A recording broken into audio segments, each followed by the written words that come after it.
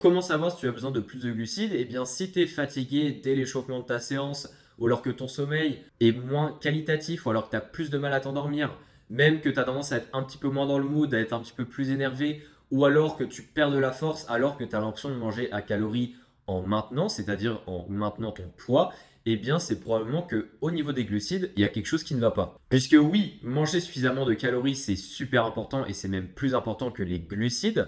Mais si derrière tu manges suffisamment de calories et que tu es toujours fatigué, eh bien c'est forcément que les glucides ne sont pas optimisés. Et du coup, comment corriger la situation et comment faire pour manger plus de glucides de manière intelligente et pas seulement remonter pendant plusieurs semaines parce que ça peut être aussi contre-productif. Eh bien c'est simple, il va falloir manger plus de glucides les jours les plus intenses niveau entraînement. Si tu as 2-3 jours dans ta semaine où tu fais du sparring, eh bien c'est là où tu devras mettre plus de glucides. Et les jours un peu moins intenses, comme des jours de technique, voire des jours de repos, eh bien tu peux mettre moins de glucides, mais ta récupération devrait quand même très bien se faire. Cette approche-là, c'est ce qu'on appelle le carb cycling. Autrement dit, eh bien, tu vas adapter la quantité de glucides par rapport à tes journées d'entraînement. Et ça, c'est une très bonne technique pour justement garder ton énergie tout en faisant les choses intelligemment.